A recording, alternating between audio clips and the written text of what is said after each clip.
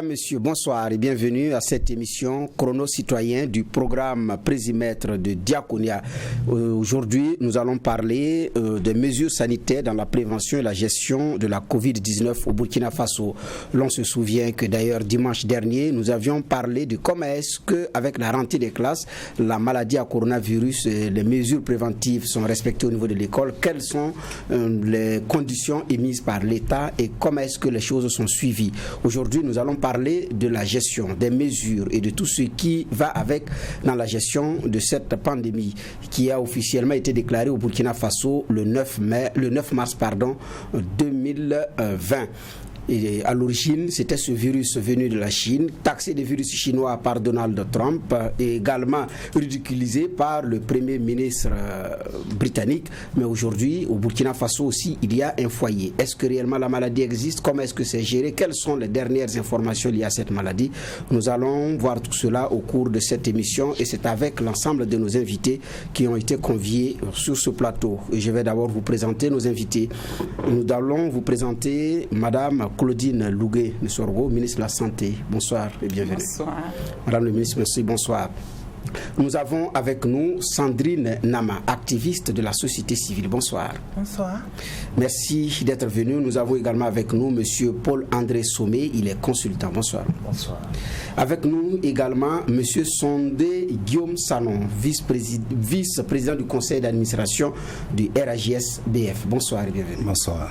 Merci à vous tous d'avoir répondu présent à notre invitation. Merci madame, merci messieurs, vous qui suivez cette émission réalisée par Yasmine Konaté. Il faut dire que dès que la maladie s'est signalée au Burkina Faso, il y a beaucoup de mesures qui ont été prises, déjà au niveau individuel et ensuite collectif. Mais au sommet de l'État également, des mesures ont été prises. Et nous allons vous faire le résumé du discours du chef de l'État qui annonçait une batterie de mesures pour accompagner les Burkinabés dans la gestion de cette pandémie qui a surpris tout le monde. Et c'est signé la rédaction de Free TV avant que nous revenions avec nos invités. Suivant. Du Burkina Faso, chers compatriotes. Dans ce discours très attendu du président du Faso, Roch-Marc Christian Kaboré annonce l'élaboration d'une loi de finances rectificative. Une loi qui prend en compte la nécessité de revoir les priorités du gouvernement pour atteindre des objectifs parmi lesquels soutenir l'offre de soins de santé, assurer la relance économique du pays et garantir la soutenabilité budgétaire. Au titre donc des mesures sociales d'accompagnement pour le mois d'avril à juin prochain, plusieurs décisions sont prises. La prise en charge des factures d'eau de la tranche sociale et la gratuité de la consommation au niveau des bornes fontaines. La prise en charge des factures d'électricité pour les couches sociales utilisant des branchements de 3 ampères monophasés. Le rabattement des factures d'électricité de 50% pour les couches sociales utilisant des branchements de 5 et 10 ampères monophasés. L'annulation des pénalités sur les factures de la Sonabel et de l'ONEA. La réduction de 50% du coût des kits solaires dans le cadre du projet Solar Home System pour les ménages vulnérables. La réactivation des boutiques témoins de la SONAGES. La sécurisation des stocks de produits de grande consommation en concertation avec les acteurs de la chaîne d'approvisionnement et le contrôle économique renforcé des prix sur le territoire national. Toujours sur le territoire national, Roch-Marc Christian Kaboré annonce l'accompagnement de son gouvernement au profit des marchés EIA fermés dû à la pandémie du Covid-19. La suspension des loyers, la suspension des droits de place, la prise en charge des factures d'eau et d'électricité, la prise en charge des frais de gardiennage, le don de vivres aux personnes vulnérables des marchés EIA fermés à travers leurs fêtières, la gratuité de stationnement pour les taxis. Avec la fermeture des marchés hier, je note les difficultés d'écoulement des produits frais. Aussi voudrais-je exhorter les exécutifs locaux à rechercher les aménagements nécessaires afin de faciliter l'accès des ménages aux produits frais de consommation courante, dans le strict respect des mesures de distanciation. Il décide ainsi de la suspension des loyers, à certaines prises en charge et même des dons de vivres à des couches sociales. Dans les mesures de soutien, d'accompagnement, les médias et les entreprises du secteur de la publicité ne sont pas oubliés. L'utilisation de la subvention de l'État à la presse privée au titre de l'année 2020 et des crédits disponibles au titre du Fonds d'appui à la presse privée pourraient accompagner le secteur. La réduction de 50% au titre de l'année 2020 du paiement de la redevance TNT pour les télévisions et des redevances ARCEP pour les organes de presse de radiodiffusion. Roch-Marc Christian Kaboré prend également des mesures fiscales et de l'accès au financement. Des mesures qui sont effectives d'avril à juin prochain. La remise automatique des pénalités et amendes exigibles. La suspension des opérations de contrôle sur place à l'exception de cas avérés de fraude. L'exemption de la contribution des micro-entreprises du secteur informel. L'exonération de la TVA sur la vente des produits utilisés dans le cadre de la lutte contre le Covid-19. L'exonération des taxes et droits de douane sur les produits pharmaceutiques, les consommables médicaux et équipements entrant dans le cadre de la lutte contre le coronavirus. Le report de la date limite de paiement de la taxe sur les véhicules à fin juin 2020. La délivrance des attestations de situation fiscale aux entreprises non en règle de leurs obligations fiscales jusqu'au 30 juin 2020. L'ensemble de toutes ces mesures va mobiliser près de 394 milliards de francs CFA, représentant 4,45% du produit intérieur brut de l'État burkinabé. Une somme qui intègre le plan global de riposte sanitaire estimé à 178 milliards de francs CFA. Le président du Faso, confiant que le pays viendra à bout de cette pandémie, invite toute la population au respect des consignes du ministère de la Santé. L'ensemble des gestes barrières. Voilà, retour sur ce plateau. Nous disons merci à Bruno Bayala qui a signé cet élément. Retour sur ce plateau avec nos invités. Là, ce sont les mesures qui avaient été annoncées comme mesures d'accompagnement sur le plan social parce que c'était très difficile. Les marchés hier étant fermés avec beaucoup d'autres mesures qui avaient été prises. À tout seigneur, tout honneur. Alors, puisqu'on parle d'actualité de la maladie à coronavirus, Madame le ministre de la Santé, nous voulons savoir quels sont les derniers chiffres en votre possession concernant la Covid-19 au Burkina Faso. Merci beaucoup. Le communiqué d'aujourd'hui, à la date du 16 octobre, fait ressortir 2381 cas confirmés. Et les cas actifs sont dénombrés. Et les cas guéris, c'est 1774 cas guéris. 1774 cas guéris. Les décès? Et les décès, c'est 65. 65. Malheureusement. D'accord. Alors, donc, ce sont les derniers chiffres de la maladie à coronavirus au Burkina Faso depuis la date du 9 mars 2020. Alors, nous restons avec vous. Le chef de l'État a annoncé beaucoup de mesures pour l'accompagnement sur le plan social, mais il y a ces fameux gestes barrières, ces gestes préventifs qui avaient été pris.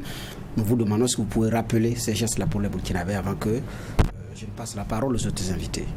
Merci beaucoup. Merci de me donner l'opportunité de rappeler à l'ensemble des Burkinabés que les gestes barrières édictés dès le début de la pandémie pour nous protéger et protéger notre entourage sont toujours de rigueur. Ces gestes barrières, comme le nom le dit, c'est éviter de se rapprocher. Il faut que nous abandonnons nos habitudes habituelles de se toucher. J'ai vu que les Burkinabés ont décidé de se saluer par tampon parce que le contact humain est très important dans notre culture. Mais le tampon, nous n'avons pas, nous l'avons même interdit parmi les gestes à ne pas réaliser.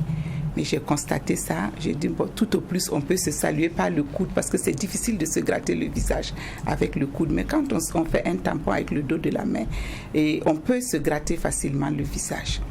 Et donc éviter de se toucher, éviter tout ce qui rapproche les embrassades.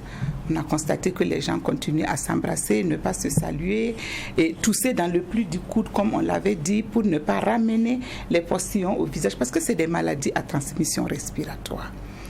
Et se laver les mains fréquemment et porter un masque pour se protéger et se protéger vis-à-vis de quelqu'un qui vous parle pour ne pas prendre les postillons et protéger celui qui est en face de vous pour ne pas lui transmettre les postillons. Voilà essentiellement, éviter bien sûr de passer les mains sur le visage.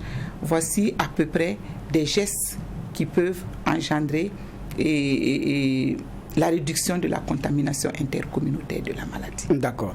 Merci. Alors, vous l'aurez compris, en plus de ces gestes-là dans les écoles, il a été dit, il y avait 3 gestes, mais il y a un qui a été abandonné parce que pour respecter la distance de 1 mètre au niveau des écoles, ça, ce n'est plus d'actualité. Ce qui est d'actualité, c'est de se laver les mains et de porter le cache-nez ou le masque. D'ailleurs, à partir du 20, demain,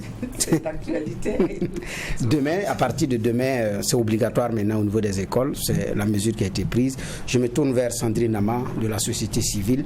Quelle est votre appréciation? Quelles sont vos appréciations de ce qui avait été pris au début comme mesure de prévention et de gestion de la maladie à coronavirus? Je dirais que mon appréciation, c'était déjà de voir qu'il y a quelque chose qui tentait d'être fait. Mais mon sentiment a été qu'il y a eu beaucoup de désordre dans tout ça. Parce que déjà, lorsque on a entendu justement le discours du président, on était tous en fait scotchés devant la télé et on avait besoin de savoir ce que notre président allait nous dire face à une situation qui nous effrayait tous. Mais combien de Burkinabés pouvaient comprendre ce message-là? Le lendemain, c'était le désordre organisé. Nous, on est resté scotchés à la radio, on a essayé d'écouter, à part, franchement, il faut saluer, par exemple, la page du ministère de la Santé a essayé de s'actualiser au fur et à mesure, mais nous, on a pensé que la plupart des ministères ou les directions décentralisées allaient prendre le discours et puis, en fait, essayer de les rendre accessibles, compréhensibles à tous, mais non. C'était devenu, quand tu vas au marché ou quand tu vas quelque part, n'importe qui veut savoir qu'est-ce que ça sous-entend. C'est difficile lorsque tu t'engages, justement, étant acteur de la société civile, à accompagner le gouvernement, à sensibiliser les gens, lorsque tu as l'impression que tu ne sais même pas comment est-ce que les choses peuvent être expliquées aux citoyens, alors que c'est une pandémie qui nous demandait vraiment un effort général. Donc moi déjà c'était ça l'appréciation. Il y avait des efforts qui étaient faits, des mesures barrières, oui, il y avait des mesures barrières qui nous étaient, en fait, tous les jours on entendait de nouvelles mesures, la radio, la télé, tout le monde s'y est mis. La plupart des acteurs, tout le monde essayait de sensibiliser. Mais en même temps, il ne faut pas sensibiliser seulement en parlant. Il faut sensibiliser par l'exemple. À un moment donné, on avait l'impression qu'on nous parlait simplement, on nous disait, mais on ne voyait pas ça dans les comportements justement de ceux que nous pensons être des gouvernants ou des leaders. À tel point que quand tu vas essayer toi-même de sensibiliser des gens, la question qu'on te pose, tu es sûr qu'il y a ce Covid là au Burkina? Est-ce que tu connais une seule personne qui est décédée de ce Covid? Donc mon appréciation a été que je ne sais pas, j'ai l'impression que ça peut être bien ce qui a été fait, mais on a manqué de, comment je dirais ça, ce truc là qui ramène les choses à la compréhension du citoyen lambda, de sorte à pouvoir l'engager dans cet effort collectif, de sorte à justement prévenir en fait cette pandémie-là. Voilà ce que moi j'en pense. D'accord, même l'entrée en matière. Alors, je reste avec votre voisin, Monsieur Sanon. Vous êtes une organisation qui travaille dans le domaine de la santé et du développement, c'est RAGS, le réseau africain santé et développement Burkina Faso, donc RAGS-BF. Au niveau de votre organisation, il y a des mesures qui avaient été prises.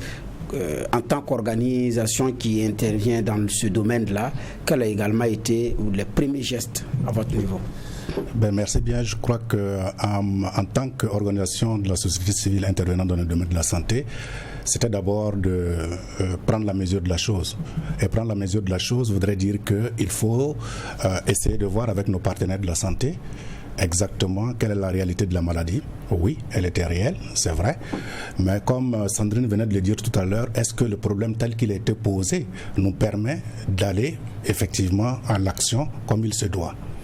C'était là en fait toutes les interrogations et nous n'avons pas eu le temps de réfléchir parce que pratiquement rien ne nous était donné à nous en tant qu'organisation de la société civile intervenante de la santé, d'agir sur le terrain. Tout était médicalisé. Je ne dirais pas que c'était des mesures sanitaires, non, parce que moi je vois la santé bien au-delà. Tout était centré sur le médical. Et donc, du fait, on se sentait un peu exclu de l'action allant vers les populations, et du coup ça fait qu'on avait l'impression qu'on était dans un certain attentisme. Nous avons écouté ces mesures, nous les avons appréciées à leur hauteur, mais nous avons dit c'est des mesures qui s'inscrivent dans le contexte d'une crise disons aiguë, Oui, mais est-ce que nous avons suffisamment fait l'analyse de la situation pour comprendre quels sont les éléments, les fondamentaux qui entourent cette pandémie-là avant de pouvoir prendre l'ensemble de ces mesures-là? Au-delà de tout ce qui a été annoncé, il y a bien d'autres mesures qui ont été prises et dont on n'a pas fait cas ici. C'est notamment les mesures restrictives des libertés individuelles qui ont été prises, la fermeture brusque des écoles, des lieux de culte, ou encore la mise sur pied du couvre-feu, etc. Alors que nous disions, de par notre expérience dans nos interventions dans un cas d'épidémie, tout était connu. Pratiquement, nous avions des foyers de contamination qui étaient bien connus. On aurait pu agir tout de suite là pour prendre les mesures idoines, de sorte à ce que les premiers cas identifiés, qu'on puisse savoir quels ont été les cas contacts au premier, au deuxième, sinon au troisième degré, et tout de suite on pouvait essayer de contrôler au lieu de généraliser la pandémie. Mais malheureusement, comme on l'a dit, comme Sandrine le disait tout à l'heure, aujourd'hui on assiste au fait qu'il y a cette perpétuation du fait là que les gens n'ont pas cette croyance du fait que la pandémie existe, parce qu'ils n'ont pas un voisin qu'ils peuvent indexer, dire qu'il a été porté, il a porté le virus le coronavirus. Mais vous l'avez dit, mais ce n'est pas nouveau, parce que même ailleurs, même des présidents au début ont nié l'existence de la maladie, que ce soit le premier ministre britannique Boris Johnson ou le président américain Donald Trump, ou la presse européenne au début parlait d'un virus chinois. Il y a d'abord eu un déni, et quand ça a commencé même à sévir dans leurs États, la queue n'était pas. Est-ce que ce n'est pas des Burkinabés qui sont durs dans l'analyse? Non, les Burkinabés ne sont pas durs dans l'analyse. C'est une réalité qui est là. C'est une réalité qui est là. Je ne voudrais pas faire des comparaisons, parce que dans le contexte présent de l'épidémie à coronavirus, on ne peut pas faire la comparaison entre le monde occidental et notre monde. Nous n'avons pas le même, en raison du mode de transmission, nous n'avons pas le même mode de vie. Et j'étais convaincu que si on avait pris les mesures idoines pour contrôler l'épidémie dès son apparition, à travers notamment le contrôle des cas contacts, ou en tout cas le courage, je ne dirais pas le courage politique, de pouvoir dire tout de suite là ce qui avait été touché, on aurait pu éviter là où on était, là où on arrive aujourd'hui. C'est ça en fait ce que je veux dire. D'accord. Alors, Monsieur Sommet, vous êtes consultant. Alors, vous avez regardé au niveau du Burkina Faso, vous avez suivi les mesures de gestion et les mesures de prévention qui ont été dictées par le gouvernement, le comportement de la population. En tant que consultant, est-ce qu'on pourrait conclure que le Burkina s'en est bien tiré, ou bien on pourrait mieux faire, et à quel niveau? Merci bien. Est-ce que le Burkina s'en est bien tiré? Je ne sais pas. Est-ce qu'il y a un seul pays qui s'en est bien tiré? Je pense que le Burkina a fait avec les moyens du Burkina. J'ai souvent dit, quand on pose des questions, il faut aussi les poser dans leur environnement. Voilà. J'ai bien suivi Guillaume. Je ne vais pas défendre le ministère ici, parce qu'ils sont là, ils sont bien placés. Mais ce que je voulais dire, c'est que je pense que c'est un lapsus. Je ne pense pas qu'il ait voulu dire que les mesures étaient médicales. Peut-être que la gestion a été médicale.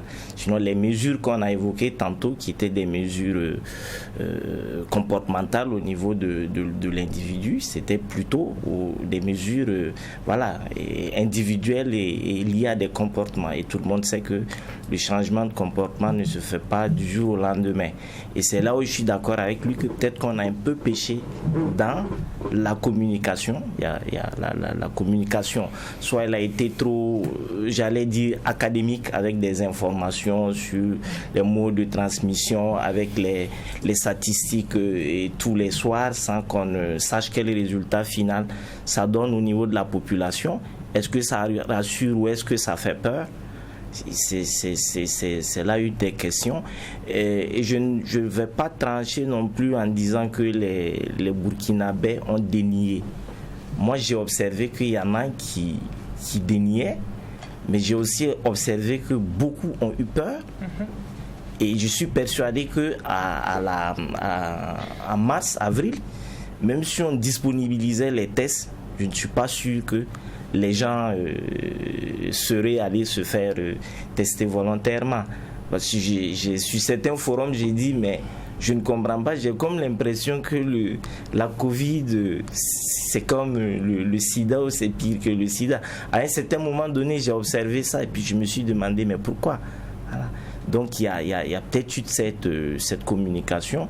Et je pense que les mesures au niveau individuel, pour ce qui est quand même de Ouagadougou, des alentours, j'ai observé qu'il y a quand même beaucoup qui ont adopté, même si certaines mesures dans la pratique sont difficiles à adopter pour revenir aux mesures que Guillaume a cité tantôt, à savoir par exemple respecter 1,50 m, comment on peut respecter en vivant 1,50 m dans nos ménages, dans nos foyers, sur les lieux de travail. C'est pratiquement pas possible.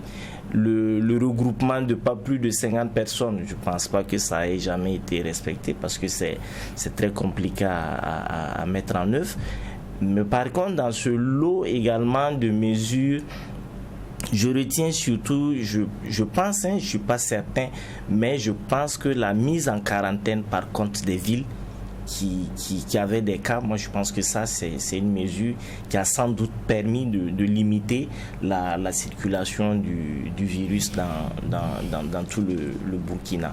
On va revenir sans doute sur ces mesures et peut-être davantage sur les mesures sociales, mais c'est le premier commentaire que je fais déjà. D'accord. En tout cas, le Burkina Faso fait partie des 10 pays africains qui ont eu des gestes, comme on appelle ça, en termes de gestion, qui ont été reconnus et félicités par d'autres pays, parce que en termes de gestion, le Burkina Faso fait partie des 10 meilleurs pays en Afrique par rapport à la gestion de la maladie à coronavirus. C'est pourquoi je demandais, est-ce que ce ne sont pas les Burkinabés aussi qui sont durs dans le regard, alors parce que les gestes barrières prévoyaient, outre les questions de distance, il y avait le trafic interurbain, c'était arrêté, les pratiques de culte suspendues, les marchés et arts fermés, les écoles fermées, les universités fermées. Au début, les Burkinabés aussi n'en voulaient pas. Comment est-ce que les Burkinabés ont vécu cela, Sandrine Nama? En tant qu'activiste de la société civile, vous êtes aussi sur le terrain avec les jeunes. Comment est-ce qu'ils ont vécu cela? Je pense que je vais le rejoindre un peu quand il dit qu'au début, les gens ont vraiment eu peur parce que ça venait de l'inconnu, on ne savait pas trop ce que c'était. Quand vous éternuez, en son temps, c'était pas mais évident. tu n'oses pas éternuer parce qu'en ce moment, si tu dois éternuer... Je peux vous rendre un témoignage personnel, je me garde cela. Alors là, il fallait surtout pas éternuer, il ne fallait pas racler la gorge. Il ne fallait pas tousser. Mais personnellement, c'est-à-dire que si tu es malade, en fait, il y a eu une bagarre parce que simplement quelqu'un a éternué dans un lieu, mais les gens ont grimpé sur lui. Il y avait, je dirais que les gens se sont mis à avoir peur un peu partout. On ne savait plus trop comment. Mais là, c'était un méli-mélo de choses. C'est vrai qu'il y avait des mesures qui ont été prises. Parfois, c'était brusque. On ne laissait pas le temps justement qu'on puisse se préparer. Bim, et la mesure nous tombait dessus. Donc, il y a eu une panique. Et je pense qu'au début, on a pu se rendre compte que même des personnes qu'on ne pensait pas qui auraient pu accepter ces mesures-là ont quand même accepté de suivre parce qu'il y avait la peur. Mais après, il y avait quand vous dites que les Burkinabés sont durs là, en fait, j'ai envie de dire que leurs gouvernants là, c'est des Burkinabés. Ils doivent être aussi durs que le Burkinabé lui-même. Je pose des questions, je n'ai pas fini. Non. On n'est pas si dur que ça. On ne va pas s'asseoir sur les acquis. Vous dites que c'est bien. Nous sommes ici Burkinabés, nous le vivons au quotidien. Permettez-nous d'exiger l'excellence de nos gouvernants. Permettez-nous d'exiger une meilleure vie. Parce que 65 morts, on dirait que c'est pas beaucoup comparé, mais c'est beaucoup. Ça fait trop. Et c'est une pandémie. On a vu beaucoup de personnes ici c'est-à-dire qu'il y a des endroits où tu ne peux même pas en vouloir aux gens de refuser même de respecter la mesure, tellement ils te donnent même des exemples de personnes leaders qui auraient dû respecter, qui ont montré que ça, elles-mêmes ne respectent pas cette mesure. Donc, comment est-ce que vous voulez juste nous demander de faire des choses que vous ne faites pas par vous-même? La mesure de 50 personnes, je ne sais même pas si ça s'est levé ou bien c'est truc, puisqu'il y a des recto-verso dans les stades maintenant, dans les trucs. C'est compliqué. D'accord. Alors, vous êtes dans le domaine une organisation de la société civile qui intervient dans le domaine de la santé. Vous travaillez avec plusieurs organisations au plan communautaire. Aujourd'hui, la perception du Burkinabé de la maladie a évolué. La peur, en tout cas, la victoire psychologique, le constat est que les Burkinabés n'ont plus peur. Si quelqu'un éternue aujourd'hui, ça va par rapport à il y a quelques mois. Alors, sur le plan terrain, qu'est-ce que vous constatez aujourd'hui concrètement, M. Sondé? Oui, sur le plan terrain, ce qu'on constate, comme Sandrine venait de le dire, c'est le relâchement de toutes ces mesures barrières qu'on avait édictées. Et même, elle le dit bien, ceux qui devraient servir d'exemple ne le donnent pas, et malheureusement, on assiste, n'est-ce pas, un relâchement pour ce qui concerne un peu au début de l'épidémie, lorsque vous rentrez un peu partout, il y avait les lave-mains, il y avait les gels hydroalcooliques qui circulaient, les masques ont pris les rues de Ouaga et chacun courait pour rentrer. Aujourd'hui, c'est devenu comme c'est pas la peine, parce que c'est toujours, on revient dans la phase départ de la compréhension de la perception que les gens avaient de l'épidémie, ça n'existe plus. Alors que peut-être dans les chiffres que Madame le ministre n'a pas eu à donner. Elle n'est pas rentrée dans les détails pour le dire. Ce qui est inquiétant aujourd'hui au Burkina, d'une épidémie de type concentré, on est en train d'aller vers une épidémie de masse. Je ne dirais même pas généralisée, une épidémie de masse. Parce que, contrairement à un pays comme le Sénégal, où nous avons le nombre de transmissions par les cas importés qui sont les plus importants au Burkina, c'est la contamination communautaire qui prennent le pas. Donc il y a lieu de s'inquiéter et de se demander, alors, est-ce qu'il n'y a pas lieu que nous nous arrêtions et qu'on regarde ensemble qu'est-ce qu'on doit pouvoir faire? D'accord. Voilà en fait. Alors, en tout cas, Madame le ministre, le constat, il est là. Il y a un relâchement, à commencer par le sommet. Le week-end dernier, l'émission avec votre collègue ministre de l'Éducation nationale, c'était le même constat. Aujourd'hui, vous êtes là. En tout cas, il y a un constat qu'il y a un relâchement. Et même au niveau des autorités, il y a un relâchement. Pourquoi? Merci. Si vous permettez, j'aimerais revenir sur certains éléments de leur intervention avant de continuer. Allez-y. Et la première intervention, c'est l'implication des OSC œuvrant dans le domaine de la santé au départ. C'est vrai, il y a eu une insuffisance d'implication au départ, mais nous sommes partis directement vers les communautés. Et donc, après, nous avons compris que nous avons besoin de leur intervention au niveau communautaire. Mais il faut dire aussi qu'au début, tout le monde avait peur de la maladie. Est-ce qu'ils étaient même là? Mais nous prenons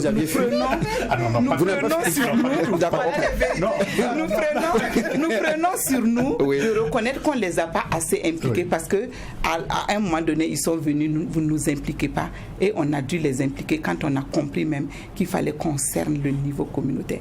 Mais dès le départ, dès le 9, quand il y a eu les premiers cas, il y a l'organisation des leaders religieux, des leaders coutumiers qui sont organisés au niveau qui regroupe toutes les fédérations.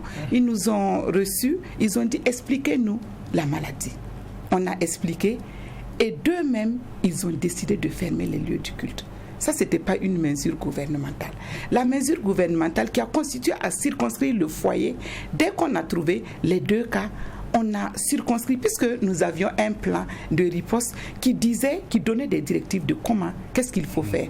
Et nous sommes partis déjà dans le lieu d'habitation. Nous avons mis des gens en quarantaine. Nous avons surveillé. Il y en a qui ont présenté des signes. On les a hospitalisés, on n'a pas dit. Mais sinon, ils ont été. Et jusqu'à aujourd'hui, c'est le suivi des cas qui nous permet d'extirper les cas dans la communauté. Les cas sont suivis. Il y a des suivis des cas. Il y a le 35-35 qui a permis aux gens d'appeler. Nous avons investigué près de 1 300 000 appels. Il y a eu près d'1 700 000 appels, mais nous avons pu investiguer au moins plus d'1 300 000 appels. Et nous sommes partis investiguer, retrouver des gens. Tout le monde avait peur. Donc il y en a qui faisaient la maladie, qui ne voulaient pas dire. Mais sinon, je pense que si c'est à recommencer, et c'est ce que nous sommes en train de faire, c'est traquer les cas contacts dans les communautés en disséquant qu'est-ce qui est appelé cas contact, qu'est-ce qui est appelé cas suspect. Et c'est ce que nous faisons pour contenir la transmission communautaire jusqu'à présent. C'est vrai, il y a des foyers un peu partout, et souvent des gros foyers. Il y a eu par exemple un foyer au niveau d'un regroupement scolaire, deux lieux de regroupement scolaire. On est parti, on a soustrait les gens de ce milieu, on a désinfecté et on a continué. Je comprends qu'on ne communique pas assez. Mais tout ce que vous dites là, on l'a fait. On l'a fait d'autant plus que dès le 9. Pourquoi la fermeture des écoles est intervenue le 16? Parce que dès le 9, quand on a trouvé les cas, on a pisté et on a trouvé que dans une famille, il y avait le mari et la femme qui étaient contaminés. Donc les 2 enfants qui étaient dans un établissement étaient susceptibles d'être contaminés. C'est comme ça que le gouvernement a été orienté pour fermer les écoles. Bon, c'est des choses que... Aujourd'hui, nous apprenons cela, voilà, parce qu'en son temps, le syndicat avait dit que c'est la question de l'UTS, et aujourd'hui, vous donnez une information qu'on n'avait pas. Ça n'a pas été. C'est pour ça que je dis qu'il y a eu une insuffisance d'information, parce que nous avons, au départ, la question était une question sanitaire. C'est pour ça que l'OMS était au premier plan. Toutes les mesures que nous avons eues, toutes les actions prises au niveau de notre plan de riposte, ça a été fait avec la participation étroite de l'OMS. Et je salue en passant la représentation nationale de l'OMS qui a travaillé de concert avec nous. Et même l'OMS Afrique que nous avons souvent eu à appeler quand il y avait des choses. Donc, et vous nous avez parlé, c'est vrai. Je regrette 65 morts, c'est trop. 65 morts, c'est trop, et nous sommes un peu au-dessus de la moyenne africaine de nombre de morts. C'est pour ça qu'au travers même des relâchements, nous demandons, protégeons les personnes qui sont vulnérables. Et ces personnes vulnérables, on le sait, c'est les personnes âgées. Nous avons plus de la moitié de nos morts au sein des personnes âgées de plus de 60 ans. Puis viennent ceux qui sont âgés de 45 à 59 ans. Mais parmi ces gens-là, il y a les maladies cardiovasculaires. Ceux qui présentent les maladies cardiovasculaires viennent en tête.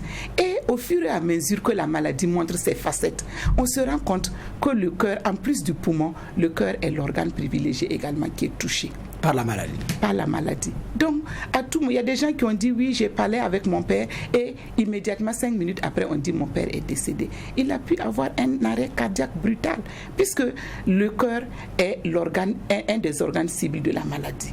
Et on s'est rendu compte que tous ceux qui avaient des maladies cardiovasculaires viennent en tête de ceux qui ont des comorbidités, c'est-à-dire qui sont malades. Donc, on se demande même, est-ce que faut-il dire que c'est la Covid qui a été à l'origine de la mort, ou bien la Covid a été l'élément qui est venu en rajouter pour renchérir.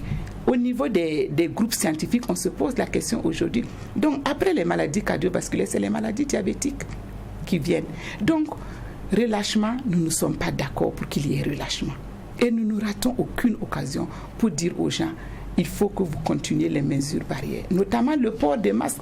Ce port des masques-là a été rendu obligatoire le 27 avril. Il est toujours de vigueur. Mais comme quelqu'un l'a dit, bon, on m'a dit de ne pas dire que les Burkinabés sont durs. Les Burkinabés sont durs.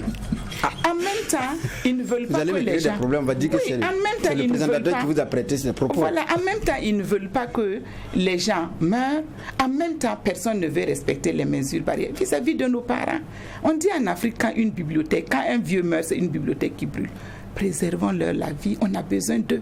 On a besoin de se fonder sur eux pour construire la nation. Donc, il faut qu'on continue à respecter les mesures barrières, ne serait-ce même que vis-à-vis de ces personnes vulnérables-là, de ces personnes de plus de 60 ans. C'est vrai, notre population est la plupart du temps jeune, mais nous avons des personnes âgées qui vivent avec nous. Vraiment, je voudrais présenter les condoléances, encore réitérer les condoléances du gouvernement et singulièrement du ministère de la Santé à toutes les personnes qui ont été affectées, qui ont perdu des gens, qui ont été affectés et qui vivent avec les séquelles de la maladie. Parce que les séquelles psychologiques aussi, on ne le dit pas assez, mais nous les avons et nous sommes en train de les documenter. Il y a des séquelles psychologiques liées à la maladie. Donc vraiment, c'est le lieu pour moi de rappeler, il faut que nous respectons les mesures barrières. Alors, ne serait-ce que le port de masque.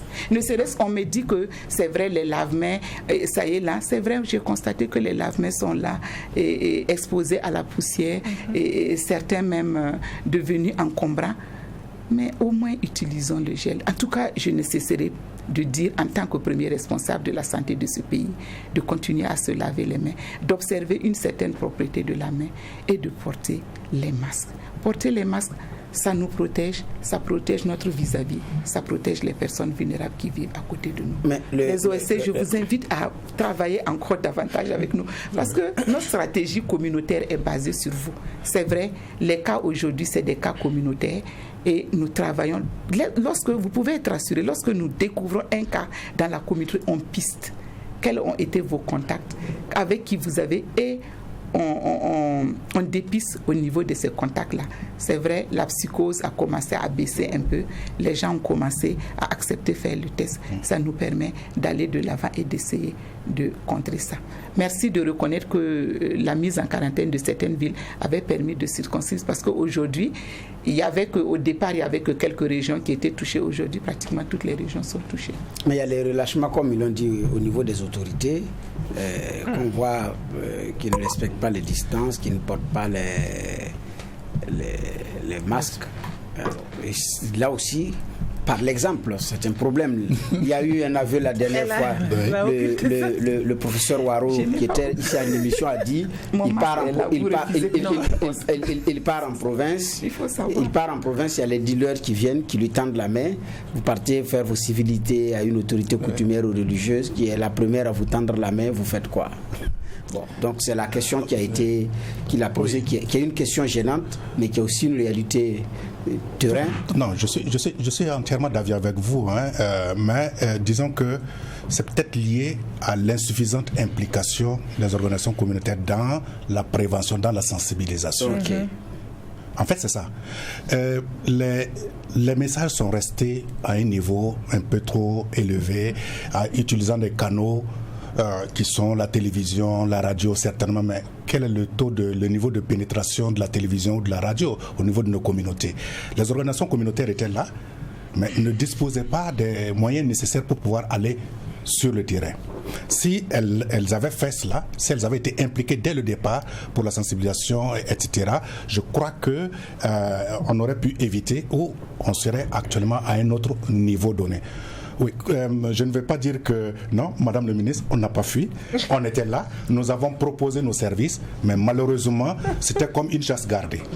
C'était comme une chasse gardée de la santé, et tant que tu n'es pas de la santé, c'était là tout un problème. Et même quand vous approchez un acteur de la santé qui n'est pas dans un cercle donné, il vous dit non, ça c'est l'histoire des spécialistes, des pneumologues et autres là, donc on ne se sent pas concerné. Donc vous voyez à peu près la lecture que nous avons, et aujourd'hui, nous sommes beaucoup plus inquiets que nous approchons des moments assez délicats. Je m'attendais à ce que le ministère de la Santé puisse exiger des formations sanitaires, des plans Covid pour être mis en œuvre pendant la campagne. Parce que c'est le moment où nous allons avoir les grands rassemblements. Nous sommes à la phase pré-campagne. Les gens sont dans la pré-campagne. Et donc je comprends alors quand le ministre Waro dit mais c'est normal. On est dans la pré-campagne. Allez ne pas tendre la main vers quelqu'un. Bon, c'est comme tout à l'heure, là, c'est lui manquer du respect ou quoi, etc. Où la personne se dit, bon, moi, en tendant ma main à Sandrine, bah, tout le monde va dire, ah oui, ben, Sandrine, c'est une personnalité, c'est une star. Donc, en fait, c'est tout cela. Et nous sommes inquiets, surtout que nous allons rentrer dans une phase de campagne électorale où nous allons assister à des grands rassemblements. Alors, M. Sommet, vous demandez la parole. Allez-y. Oui, non, c'était pour juste dire, comme il a commencé à parler de la campagne, même les plans d'information sanitaire, je ne sais pas comment ces plans peuvent nous sauver de la Covid en campagne électorale, quand tu sais comment une campagne électorale se passe. Mais je pense qu'on peut être satisfait que le Burkina soit classé 10e et tout, mais j'aimerais quand même qu'on resitue ça dans un contexte global de l'Afrique par rapport à cette pandémie-là. On sait qu'il y a encore pas suffisamment d'explications sur le fait que l'Afrique, comme vous le savez, la catastrophe annoncée n'a pas eu lieu. On s'est réjoui, mais c'est dû à un certain nombre de choses qu'il faut justement, et c'est un potentiel qu'il faut exploiter. Moi, je suis d'accord qu'on insiste sur le masque, mais je profite de l'occasion pour poser une question, parce que c'est vrai que j'ai été sidéré quand on a rendu obligatoire le port du masque dans les écoles. Et on avait confié la fabrication de ces masques-là avec des normes de qualité qui devaient être respectées. Est-ce que ces normes de qualité sont toujours respectées? Je me souviens que j'ai suivi un intervenant à la télé qui doit représenter, je pense que c'est une structure de gestion des normes de qualité au Burkina, je ne sais plus, et qui avait dit par exemple que pour ces masques-là, ce qu'il fallait faire, fallait laver ça uniquement 2 ou 3 fois, en tout cas c'était limité, et après il ne fallait plus les utiliser. Je ne sais pas quel aujourd'hui. Alors sur comment on appelle ça, l'entretien des masques, nous allons venir tout de suite avec pour que Madame le ministre réponde. Ensuite les normes en termes de qualité, mais j'ai une question pour vous. Oui. Alors Monsieur Sanon dit que les organisations communautaires n'ont pas été suffisamment associées, ce qui a effectivement joué sur le relâchement. Est-ce que vous êtes d'avis? Associés dans la sensibilisation, dans la... Je suis aussi de la société civile. Peut-être que j'ai pas forcément... Je suis d'accord qu'il n'ait pas été peut-être au départ associé, mais parce qu'au départ aussi, la problématique a été posée d'une certaine façon. Mais je sais que beaucoup d'organisations se sont auto-saisies. Se sont auto-saisis de la question. Parce que quand on dit qu'ils n'étaient pas présents, c'est pas tout à fait juste. C'est ceux qui voulaient davantage de moyens de communication avec les responsables dans la gestion de la Covid. Et sinon, je sais qu'il y a beaucoup d'organisations qui étaient sur le terrain dès le départ, et aussi d'ailleurs les artistes musiciens qui à travers leur organisation, qui ont fait pas mal qui ont donné pas mal de messages de sensibilisation. Et je pense, je ne sais plus à quel mois, ils ont reconsidéré le modèle de la lutte contre le sida, qui a fait la différence au Burkina et ailleurs à travers le concept d'engagement communautaire. Je pense que c'est là maintenant qu'ils ont vraiment structuré et impliqué de façon formelle les organisations de la société civile. D'accord. Alors, vous avez la parole maintenant pour répondre aux questions sur les entretiens des masques, parce que là aussi, c'est une question récurrente, les normes de qualité, et comment est-ce que d'ailleurs les masques doivent être entretenus? Est-ce que après 2 lavages, 3 lavages, on doit utiliser, ou on change? Merci. Je vais revenir sur l'engagement communautaire et préciser que j'ai bien dit les OSC de santé. Mais sinon, dès le départ, il y a des femmes même qui étaient venues me voir avant qu'on rende le port de masque obligatoire. Il y a une association de femmes qui regroupe pratiquement des groupes de femmes. C'est une fédération d'associations de femmes leaders qui étaient déjà même venues me proposer des masques, qui avaient déjà réquisitionné des femmes couturiers pour faire des masques en tissu paille. Donc, dès le départ, on ne peut pas dire que la communauté ne s'est pas engagée. Je vous ai parlé tantôt, dès le mois de mars, la première quinzaine, les leaders coutumiers, les leaders religieux qui se sont engagés. Il y a eu des plans de riposte au niveau des régions. Et ces plans de riposte ont travaillé avec les gens des communautés. On a assisté un peu partout à des gens qui ont demandé l'engagement, notamment après l'appel à la solidarité du chef de l'État, qui ont demandé une solidarité, qui ont acheté, qui des lave-mains pour le marché, il y a eu l'engagement communautaire. J'ai bien dit les OSC de santé, parce que nous travaillons d'habitude ensemble. Il y a une insuffisance de collaboration avec les OSC de santé, parce que je n'aimerais pas que ces personnes qui ont bravé toute peur pour venir nous accompagner se retrouvent aujourd'hui et vraiment frustrés parce que j'ai dit qu'ils n'étaient pas là. Donc c'était une précision. D'accord, ok, allez-y. Maintenant, on va Merci pour la précision, allez-y. Donc, quand on me dit est-ce qu'il y a des plans au niveau des régions pour cette période de pré-campagne et de campagne, et je pense qu'on va revenir là-dessus. La pandémie, l'épidémie, c'est généralement une courte durée. Mais aujourd'hui, nous voyons, depuis près de 6 mois, nous sommes dedans. Donc, on s'est dit, on va aller vers, j'allais dire, déverser ne plus centraliser la lutte au niveau central, mais ramener au niveau, déconcentrer au niveau des régions, ce que nous appelons la dévolution, avec des directives et tout ce qui s'ensuit. Donc nous sommes dans cette stratégie de dévolution mais bien sûr qu'au départ même dans la riposte, puisque nous avons des plans de lutte contre les épidémies, c'est pour ça qu'au départ nous n'avons fait qu'actionner nos plans, nos comités de lutte contre les épidémies. Et donc il y a des comités régionaux, des comités provinciaux et des comités communaux. Et donc ces comités reçoivent tout le temps des directives. Il faut actionner, mais il faut que chacun accepte de suivre. Quand on te serre, on te tend la main, alors que les gens savent. C'est pas qu'ils ne savent pas. Quand on leur dit non, il y a Covid. Moi, quand on me tend la main, je dis quand même, vous n'allez pas faire ça au ministre de la Santé. Ah non, c'est chez vous là qu'il y a Covid, chez nous il n'y a pas. Je dis mais il y a Covid dans votre région. Je suis du centre S. Je pars, on me tend la main. Ils me disent, il y a Covid maintenant chez vous. Bon, donc vraiment, c'est pas qu'ils ne savent pas, ils savent. Mais c'est notre mode de vie. Montrer à quelqu'un que je t'aime là, c'est lui serrer la main. Bon, c'est difficile, c'est des changements comportementaux. Je pense que les uns et les autres, on n'a qu'à se donner, on n'a qu'à continuer, il ne faut pas qu'on soit découragé. Sinon, il y a des localités aujourd'hui, si vous portez le masque, c'est vous-même qui êtes plus suspect. Oui, mais c'est clair. Moi-même, quand je pars au village, je porte mon masque, je deviens suspecte, mais je le porte comme ce soir, je voulais le porter. Comme ça, il va allez-y. Elle était très oui, mais maintenant, les normes de qualité. Oui. Bon, quand il s'est agi, on ne peut pas dire, si on dit port obligatoire de masque, il faut donner les moyens aux gens d'acquérir les masques. Les masques chirurgicaux que nous portons d'habitude ne se lavent pas. Je précise, ces masques chirurgicaux ne se lavent pas. Parce qu'il y a des gens qui prennent, qui lavent, qui étalent. Non, ça ne se lave pas. C'est les masques en tissu, les masques dits multi-usages. Et ces masques-là, nous sommes partis des normes édictées par l'OMS. Et je me souviens, je suis partie dans le site de l'OMS pour prendre les modèles de masques reconnus et validés par l'OMS. Et c'est avec ça que le ministère du Commerce a travaillé avec l'association burkinabé pour la qualité, pour pouvoir demander à ceux qui confectionnent les masques comment il faut confectionner les masques.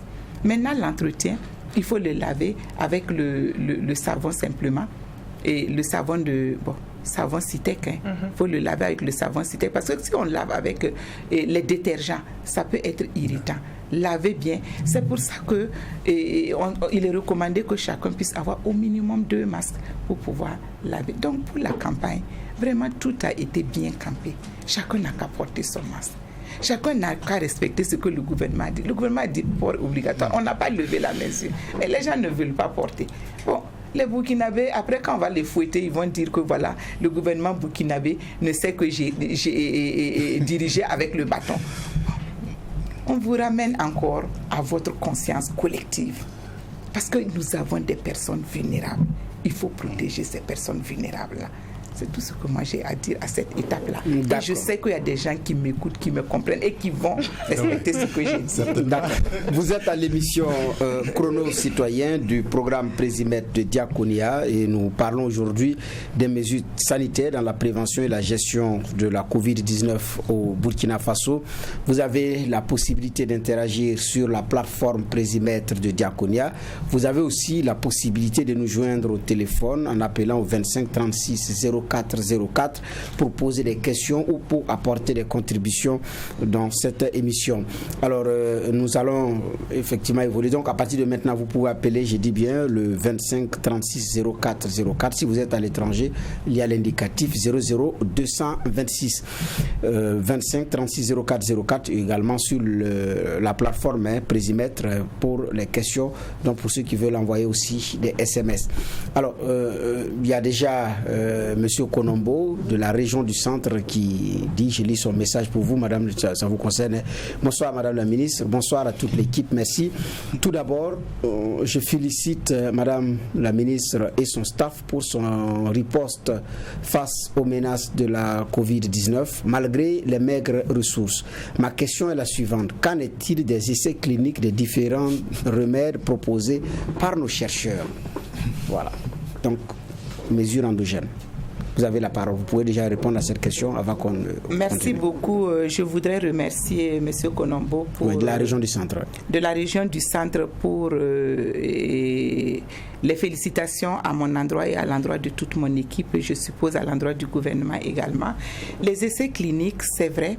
Et vous savez, on ne peut pas réaliser des effets cliniques sans un cadre réglementaire. Nous avons un cadre réglementaire et je sais, l'OMS a lancé un appel même pour qu'on puisse faire des essais sur les plantes.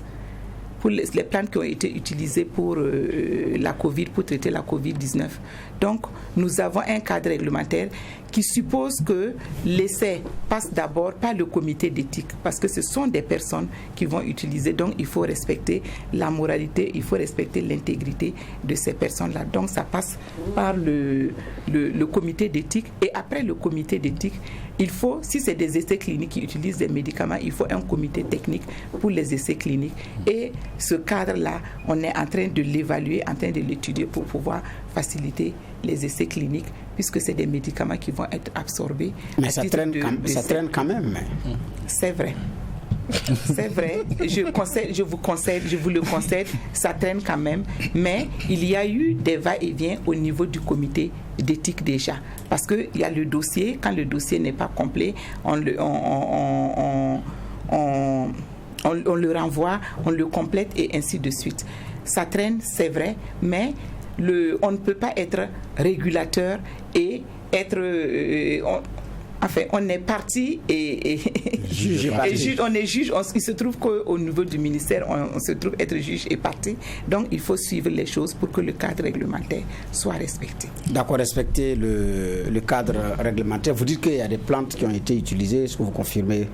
Des plantes ont été utilisées dans la gestion Les plantes dans le traitement, les plantes de notre médecine traditionnelle, ce sont des gens qui l'ont utilisé, qui ont dit que ça marchait. Nous, on n'a pas fait d'essai d'abord là-dessus. Nous ne les avons pas essayé sur nos patients, mais il y a des gens qui ont dit qu'ils ont pris les plantes.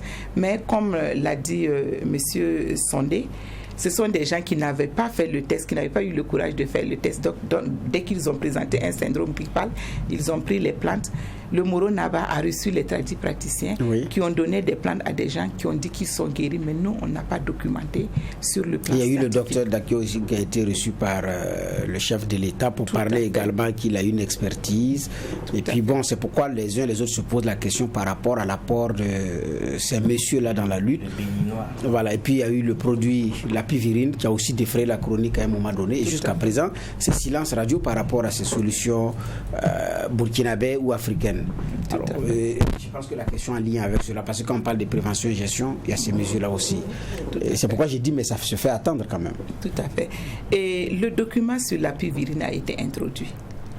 Et Phytofla, on n'a pas encore reçu de document. Et j'ai discuté déjà même avec le docteur Dakio.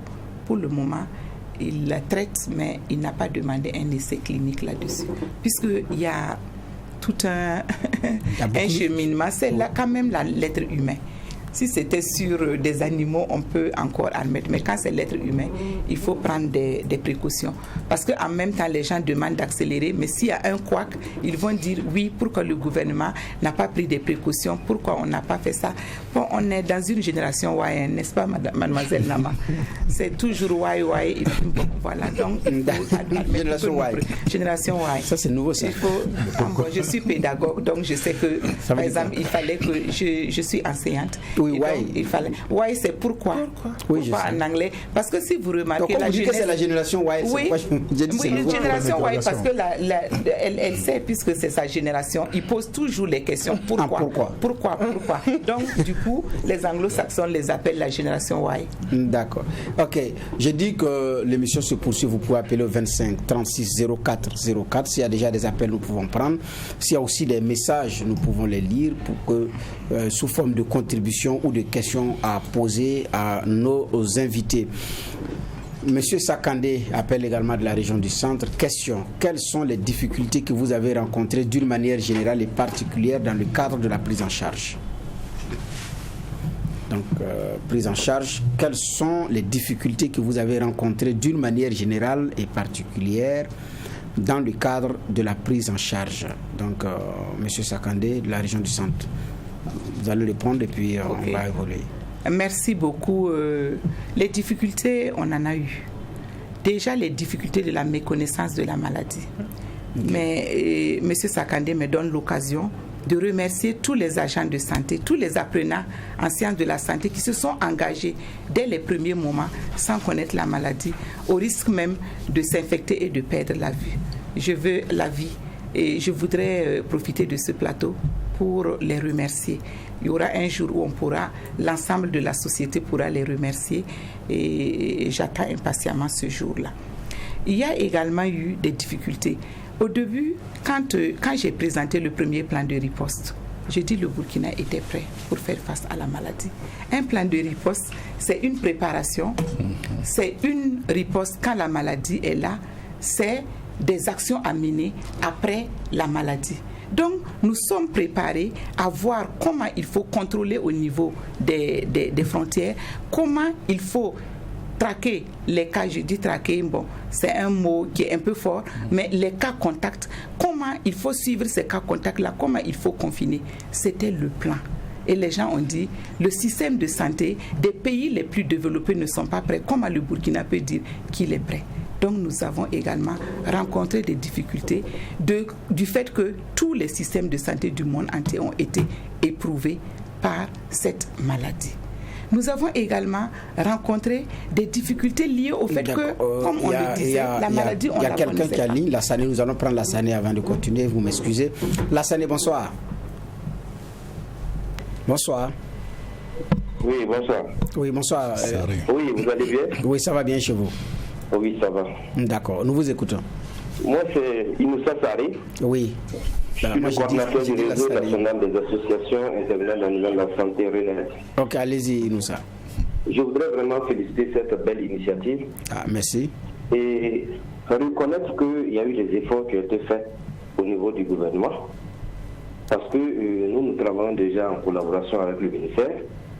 Et je pense que nous avions eu des ressources même à travers le ministère avec l'OMS pour la mise en œuvre des activités Covid. Donc il était bon pour nous quand même d'appeler pour témoigner, féliciter Madame la ministre pour les efforts qui sont faits. Mais du reste, il est bon de souligner quand même qu'il y a des insuffisances. Parce que c'est vrai que c'est une nouvelle pandémie qui est arrivée, la gestion n'est pas faite à tous les niveaux, mais il est bon vraiment qu'il y ait beaucoup de communication pour rassurer les uns et les autres. Pour ce faire, je voulais poser une question à Madame la ministre, si vous me permettez bien. Allez-y. Voilà, il s'agit de la gestion de 2 milliards que les populations burkinabées ont cotisé pour apporter leur appui au niveau de Covid qui a été géré par le gouvernement. Si elle peut nous en dire un mot, parce qu'on nous demande jusqu'à présent qu'est-ce qui est fait de ces ressources. Parce que vous savez, quand vous allez sur le terrain, vous avez toutes sortes d'informations, toutes sortes de messages et toutes sortes de questions. Donc c'est bon quand même que nous puissions avoir des éléments de réponse sur la question. Également saluer la présence de nos représentants des OSC qui sont là-bas, parce que ça témoigne à quel point il y a beaucoup d'acteurs qui sont impliqués. C'est vrai qu'au début ça n'a pas été simple, mais je pense qu'aujourd'hui il faut vraiment reconnaître les efforts du gouvernement par rapport vraiment à la gestion de cette crise, particulièrement le ministère de la Santé. Je vous remercie. D'accord. Merci Inoussa Saré, donc le coordinateur du RENERS, également qui évolue dans le domaine de la santé comme vous. Alors, mais qui a une question par rapport à la gestion des fonds mobilisés. Il parle de 2 milliards. Ils veulent savoir où est-ce que c'est rentré, comment est-ce que ça a été géré. Merci beaucoup. Je voulais terminer sur les difficultés. Oui, c'est vrai, oui. Donc, il y a également, j'avais dit, le système de santé qui s'est retrouvé très, très vite submergé. Il y a le déni également, les gens qui ne voulaient pas reconnaître la maladie. Et je salue un des journalistes qui a été malade et qui a accepté de témoigner que la maladie existait et qui a rendu vraiment un témoignage par rapport au centre d'hospitalisation, de prise en charge. On n'avait pas de centre de prise en charge. Mais on s'est débrouillé pour retrouver quelque chose pour pouvoir s'occuper des gens. Et c'est comme ça que nous avons été amenés à réquisitionner Tengango, parce que toute personne peut être infectée par la Covid, des femmes enceintes jusqu'aux enfants. Et comme Tengango offrait une palette diversifiée permettant d'assurer la continuité des soins au niveau de tout Burkinabé, on avait réquisitionné Tengango. Il y a également les exigences des populations. Comme on le dit en Moré, Rikim la racisme, tu dois me porter sans me toucher.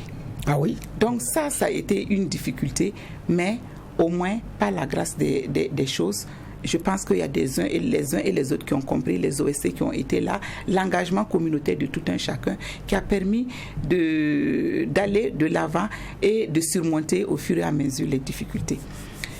Merci beaucoup, Monsieur Sarré, pour la question. Cette question me donne l'opportunité de dire aux Burkinabés, de remercier d'abord au nom du gouvernement les Burkinabés qui ont répondu à l'appel à la solidarité de son Excellence, Monsieur le Président du Faso. Ils ont contribué, leur contribution s'élève, comme il l'a dit, à près de 2 milliards. J'allais dire, ça c'est ce que le contribuable a donné, mais il y a le privé également. Oui. Et les contributions tout azimut avec les donations en consommables, on est autour de 6 milliards 500 millions. Donc et les gens ont pensé que c'est le ministère de la Santé qui prend l'argent et qui gère comme il veut. Si bien qu'il y a des gens qui viennent, nous voulons vous proposer ça. Quand je dis je n'ai pas d'argent, ils ne comprennent pas. Il y a un fonds qui a été créé. Un fonds qui a été créé au niveau du Trésor pour gérer tout ça. Et la gestion se fait et les fonds sont débloqués en fonction des lignes. Et il y a une unité qui a même été créée pour gérer tout ça. Il y a une unité de gestion au niveau du ministère de la Santé et dirigée, et dans cette unité de gestion, il y a également Minefid, ministère de la Santé et Minefid. Pour recevoir les chèques, le ministre de la Santé n'a jamais reçu un chèque. C'est Minefid qui vient, qui reçoit les chèques, et le ministre de la Santé remet une lettre de félicitations avec la somme perçue, le chèque perçu ou le montant du consommable. Et c'est ce que nous avons fait. Cet argent est dans le compte et ça nous a permis d'opérer des dépenses. L'État a contribué, les PTF ont contribué et jusqu'à présent, vous voyez, on achète des réactifs, on accroît notre capacité de tester et nous sommes en train de construire au niveau des régions, au niveau de 4 régions, des centres d'isolement pour les maladies hautement pathogènes. On n'en avait pas. Les maladies infectieuses, on avait dit que ça commençait à disparaître. Et c'est ces contributions-là qui ont permis de commencer ces chantiers. Ces contributions-là même n'ont pas permis de payer ne serait-ce que la rétribution des agents qui sont impliqués dans la COVID. La rétribution des agents qui sont impliqués dans la COVID s'élève aujourd'hui à plus de 2 milliards. Donc, les 2 milliards-là, vraiment, c'est bien, mais ça nous a permis de faire quelque chose, de mettre dans la cagnotte pour faire quelque chose. Les gens pensaient que les 2 milliards étaient posés au ministère, on prend, on bouffe, ou bien on fait quoi? Non, il y a une traçabilité et il y a une méthode pour décaisser, pour que ça rentre dans la lutte contre la COVID. Je n'ai pas les chiffres en ce qui concerne ce que nous avons réalisé jusqu'à présent. Mais nous avons acheté du matériel pour renforcer. Je suis en train de vous parler des centres de construction et c'est le lieu pour moi de remercier Coronaton qui nous offre 3 centres de prise en charge en plus des consommables qu'ils nous ont permis d'acquérir. Il y a les consommables. Aujourd'hui, les médicaments que nous avons pris à la CAMEC et les réactifs que nous avons pris à la CAMEC, c'est plus de 17 milliards. Et donc, il y a l'État qui contribue, il y a les partenaires qui contribuent également pour renforcer la prise en charge, pour renforcer le diagnostic. Donc, 2 milliards posés au ministère de la Santé. Je n'en sais rien. Il n'y a pas 2 milliards posés au ministère de la Santé. C'est dans la cagnotte. Mais là, on parle du côté sanitaire. Mais il y a le côté socio-économique. Il y a le côté humanitaire. Non, le côté socio-économique et le côté humanitaire aussi. Il y a des personnes que nous avons confinées, à qui nous avons pu apporter à manger. Il y a les conséquences. Il y a les conséquences sanitaires, mais les conséquences socio-économiques de la pandémie également. L'État a eu à faire face à ces conséquences là et nous avons écouté d'entrée de jeu les mesures édictées par le président du Faso pour essayer de mitiger un peu les conséquences néfastes économiques de cette pandémie. D'accord. Alors vous avez écouté des questions qui ont été posées, des contributions. Sandrine, est-ce que l'État burkinabé a été à la hauteur du challenge ou est à la hauteur parce que ce n'est pas encore fini? Madame la ministre a reçu tellement de félicitations Est-ce que ça efface ce que j'ai reçu comme cours? Mais comme je le disais, comme les Burkinabés sont durs, je suppose qu'en tant que Burkinabé, vous avez la peau dure aussi. Génération Y. Voilà, c'est la génération Y. Non, moi, c'est comme je l'ai dit au début, en fait, je pense que effectivement, lorsqu'on a entendu parler de la situation, l'État a essayé de prendre de prendre la marche des choses et de commencer à mener des actions. Au début, comme je disais, c'était une sorte de désordre. Mais on avait le sentiment que le désordre, là, eux-mêmes, ils étaient dedans et puis ils ne savaient plus trop quoi faire. Ça nous a tous entraînés dans le désordre. Il y a eu des actions qui ont été menées. Il y a eu des choses qui... Je vais interrompre M. Naré avant de venir. Okay. Oui, M. Naré, bonsoir. Bonsoir, comment vous allez? Oui, ça va. Et chez vous? Oui, ça va. Vous êtes en direct, nous vous écoutons. D'accord. Moi, c'est Alex Naré. Oui. Voilà, j'ai écouté la question de monsieur, je ne sais pas, celui qui parlait de 2 milliards en fait. Oui, Issaré. Il dit qu'actuellement, ce qui nous intéresse, c'est comment sortir de cette Covid-19. Parce Comment? que si nous allons... Allô, vous m'entendez? Oui, allez-y. Voilà, parce que moi, en tant que personnel de la santé, j'ai participé à des sensibilisations. Oui. Et convenez avec moi qu'il y a plusieurs... de la population qui était assise autour d'une vaccinat, je veux dire, il coûte 600 francs. Et on leur a demandé pourquoi vous ne portez pas de cache-nez. Vous savez ce qu'on m'a répondu?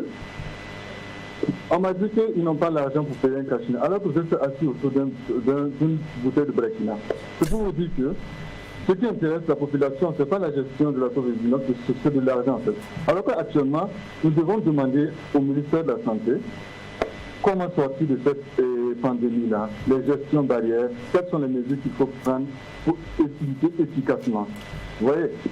Parce que comme vous l'avez dit, il faut toujours frapper la population pour qu'ils respectent. Et il y a une de la société civile qui est à côté, c'est ça? Oui. Voilà, elle a préconisé cela. Alors que vous êtes en train de dire que nous sommes de ceux qui... la liberté d'expression. Si, en tant que membre de votre gouvernement, on essaie d'appliquer par la force, c'est vous encore, vous allez vous lever encore dire que non, on nous bastonne pour respecter les mesures barrières. Alors que nous voulons respecter, nous voulons la santé de la population. Alors, j'aimerais que tout le monde invite tous à projeter leur avenir sur la gestion de la COVID-19. Faire comme le gouvernement, essayer de respecter ce qu'il dit. Et l'argent là, c'est comme Madame la ministre, ce qu'elle a dit, c'est qu'on a payé des CDR pour essayer de faire des tests à grande échelle. Et je pense qu'à l'heure là, si ce n'est pas à cause de cet argent, je ne pense pas qu'on allait aboutir à ce résultat. Vous êtes agent de santé, vous avez dit? Je suis étudiant en pharmacie. D'accord, ok. Étudiant en pharmacie. D'accord. Merci bien. Oui, allez-y. Et ma question c'était, oui. Quel est le secret en tant que pays en voie de développement, quel est le secret que le gouvernement a utilisé pour être parmi les 19 en fait? C'est ça la question. D'accord. Alors, quelles sont les mesures de prévention que le gouvernement préconise pour nous en tant qu'étudiants, pour nous en tant qu'étudiants et élèves aussi? Voilà, c'est ma question. D'accord. Merci bien. Alors, c'est vrai que je lui ai dit merci, mais je voulais lui poser la question de savoir en tant qu'étudiant si réellement ils ne connaissent pas les mesures barrières à prendre dans le domaine estudiantin. Alors, je vous avais interrompu, allez-y, avant de répondre également à une préoccupation, parce qu'il dit, bon, il a l'impression qu'il faut frapper les Burkinabés pour qu'ils respectent liberté d'expression. Voilà, allez-y, je vous remets la parole. Donc, comme je le disais déjà, je ne suis pas de ceux qui diront que le gouvernement n'a rien fait. Mais je suis de ceux qui disent qu'en fait, ça aurait pu être mieux fait. Je pense que tout le monde... Voilà, on veut toujours mieux. On choisit des gouvernements parce qu'on pense qu'ils sont ceux qui doivent être à la tête et qu'ils ont la capacité, la pleine capacité de pouvoir gérer et de pouvoir se préoccuper justement de notre sécurité. Et donc, c'est pour ça que je dis, permettez-nous d'exiger justement qu'ils soient performants. Donc, quand il y a... Déjà, comme je dis, tout le monde l'a reconnu. Ça veut dire que je me suis dit, tout le monde l'a reconnu, il y a eu un déficit de communication. Et même parfois, il y a eu tellement de fake news, c'est-à-dire qu'on était perdu. À un moment donné, tout le monde était perdu. Et encore, je le répète, comme je dis, il faut aussi quelque part qu'on donne l'exemple. Il ne faut pas juste demander de faire. Il faut faire et entraîner les gens à faire aussi comme nous. Donc pour ma part, il y a des choses qui ont été faites. Moi, je ne pourrais pas parler au nom de la société civile qui venant dans le domaine de la santé médicale. Nous autres, c'est-à-dire dès l'entame, dès que ça a commencé, moi personnellement, par exemple, des médecins, on s'approchait de médecins qui nous expliquaient comment est-ce que justement nous pouvions sensibiliser. Parce que dans la sensibilisation, on ne voulait pas non plus aussi donner le mauvais message. Donc, de ce côté, je n'ai pas ressenti l'aspect où ils ne voulaient pas... Il y a eu des médecins même qui étaient là lorsqu'on tournait des spots pour dire faites ceci et qui disaient non, il faut faire attention et ça, il ne faut pas faire. Donc, ils ont accompagné les actions de la société civile autant que faire se peut. Maintenant, à un moment donné, lorsqu'on mène des actions, est-ce qu'on va vers les populations pour les sensibiliser? On a besoin de sentir que nos gouvernants aussi nous soutiennent de par leurs actions, de par l'exemple qu'ils nous donnent. Maintenant, quand on demande est-ce qu'il faut frapper le Burkinabé pour qu'il fasse les choses, c'est à l'image du Burkinabé. Il n'est pas tombé du ciel. Ça vient de plein de choses. C'est-à-dire que ça vient déjà de comment est-ce qu'on justement on gouverne ce pays. C'est comme ça qu'on nous a formés. On nous a formés, c'est-à-dire on nous a gouvernés de sorte à justement on résiste et qu'on ait besoin de nous frapper pour qu'on puisse suivre. La patrie ou la mort? C'est pas une question de la patrie ou la mort. Non, ça ce n'est pas une question de la patrie ou la mort. Mais aujourd'hui nous avons des gouvernants. C'est-à-dire c'est devenu de telle sorte que vous mettez des gens à la tête du pays et puis ça devient des personnes à qui vous faites le bras de fer. Il y a quelque chose qui ne va pas. Il faut se remettre en question. Qu'est-ce qui ne va pas? Qu'est-ce qui ne fonctionne pas? Donc moi je pense que déjà il faut se rappeler que on doit se rapprocher du citoyen et comprendre déjà ce qu'il attend. Et puis il faut se faire comprendre des citoyens. Encore moi, ce que je dis, il faut se faire comprendre. C'est que parfois ce n'est pas simple parce qu'il y a celui qui avait été pris à Bobo au temps fort du couvre-feu, autour de 23h, qui dit qu'il est sorti pour chercher à manger. Dans un contexte de couvre-feu qui commence à 19h, vous savez qu'à 22h, il n'y a même pas une kiosque qui est ouverte. Mais monsieur cherchait à manger. Mais tout à fait. C'est pas aussi simple. Oui. Alors, nous allons parler perspective. On a vu les limites en termes de prévention et tout. Oui, comme vous avez eu un temps de parole suffisamment, voilà, je veille à l'équilibre. Donc, je vais revenir avec vous. Mais en attendant, on va parler perspective. C'est vrai, il y a la campagne électorale qui arrive. Déjà, chacun a fait sa démonstration de force au Palais des Sports Ouaga 2000. Ensuite, il y a le terrain qui est en train de venir.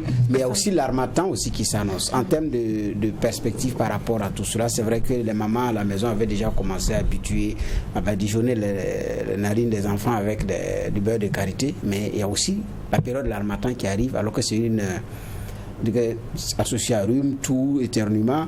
Alors, Monsieur Sommet, en termes de perspective, pour le renforcement de la communication, pour que les uns et les autres comprennent les enjeux, sur quoi est-ce qu'il faut jouer exactement pour que le Burkinabé comprenne? Parce qu'à un moment donné, même dans le coup-feu, il y a eu le fouet, mais ça n'a pas dissuadé le plus dur. Bon, quelle stratégie de communication pour que ça marche? J'ai accepté la métaphore du fouet, mais je veux juste dire que c'est pas au Burkina seulement. Vous savez, vous l'avez dit en introduction, c'est un virus chinois. Quand les Chinois ont commencé, ils ont mis, comment s'appelle cette ville-là encore, en quarantaine. C'est un régime policier. Qu'est-ce que les Occidentaux ont dit? Les Occidentaux ont dit, c'est pas des démocrates, c'est des dictateurs, etc., etc. Ils sont allés évacuer leurs ressortissants avec le corona, ils ont amené chez eux et ils ont appliqué les méthodes de la Chine. Je me rappelle au temps fort en Italie, il y avait la police dans la rue. Si on te voit, on te prend, on te verbalise. Donc je pense que ici aussi, mais on est habitué à ne pas se soumettre et c'est vraiment dommage. Pour les perspectives, je pense que nous n'avons pas 10 000 solutions malheureusement pour la Covid, à part les barrières édictées par l'OMS, ce qui est faisable. On a fait le tour, on a vu que ce qui est facilement faisable et qui peut être efficace, c'est le port du masque et c'est arrêter un certain nombre d'attitudes et ça aussi c'est faisable en fonction des seuils d'alerte. Il faut que le ministère soit prêt pour donner ces seuils d'alerte-là, pour que les gens puissent, ils ont besoin de ça pour c'est comme dans un combat de boxe, à un certain moment donné, tu baisses la garde et bon voilà, le coup vient. Donc il faut savoir à quel moment encore réveiller ces consciences-là pour que les gens appliquent rigoureusement ces mesures barrières. D'accord, alors je me tourne vers M. Sano, vous êtes dans un domaine qui est le domaine de la santé, c'est vraiment votre domaine, vous êtes sur les questions de la communication communautaire, vous êtes un des experts. Aujourd'hui, quelle communication à base communautaire pour que ça marche, pour que les Burkinabés puissent comprendre les enjeux? Oui, ben vous avez répondu vous-même à votre question. Il faut une communication à base communautaire. Oui, mais sur quoi est-ce qu'il faut jouer? Sur quoi principalement il faut axer cette communication? Non, c'est le changement de comportement. Le changement de comportement et le changement social. On n'amène pas quelqu'un à changer de comportement, on aide la personne à changer de comportement. Il faut négocier le changement de comportement.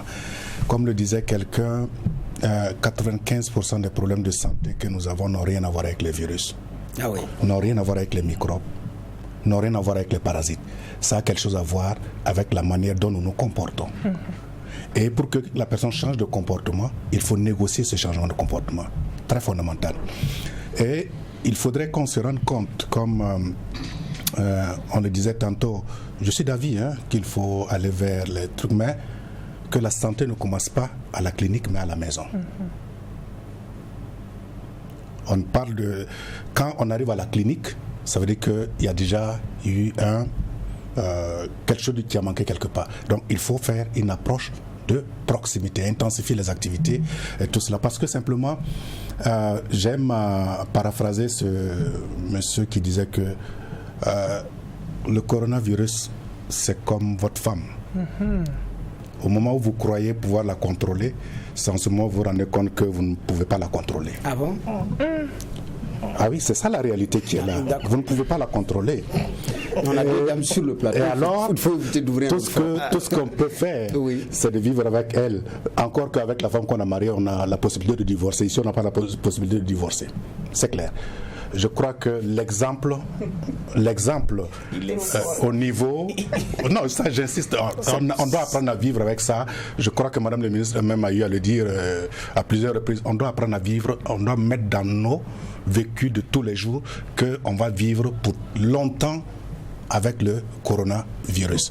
Et pour qu'il y ait ce changement-là, il faut qu'on ait une bonne approche communautaire, que nous savons que notre système de santé est très fragile. Nous n'avons pas de moyens. J'ai dit, aller en clinique, c'est réservé pour les riches. Alors, il faudrait que nous sachions ne pas tomber malade. Ne pas tomber malade voudrait dire que nous avons pris conscience que nous devrons prendre en charge notre santé. Et les gens ne vont pas prendre en charge leur santé tant qu'on va continuer à nous limiter uniquement dans nos radios, dans nos télévisions ou quoi, etc. À intellectualiser la réponse. Mais il faut qu'on ait une réponse communautaire. D'accord, vous avez dit qu'il faut aider l'homme à changer de comportement. Tout à fait. Alors, en l'aidant de façon vigoureuse, c'est-à-dire par la manière forte ou bien... Non. Le changement de comportement, c'est négocié. C'est un processus. C'est un processus qui demande beaucoup de choses, l'information, la prise de conscience, la décision, l'acceptation, la motivation à pouvoir le faire. On le fait, il faut maintenir. Beaucoup de gens utilisaient les masques. Vous avez vu que ils sont revenus à l'étape où ça veut dire qu'il a manqué cet élément de soutien. Et qui peut l'apporter? Nous savons. Et nous avons un potentiel assez important aussi que peut-être on doit pouvoir explorer. Nous n'avons pas un personnel de santé assez important, mais nous avons une masse critique qui existe. Nos universités regorgent d'un ensemble de personnels qui pourront accompagner le ministère de la Santé, parce que la phase la plus difficile qui va arriver, c'est quand on va ouvrir les frontières. D'accord. Alors, nous allons prendre également encore un message, parce qu'on va vers la fin de l'émission pour que vous puissiez répondre à beaucoup de questions en même temps.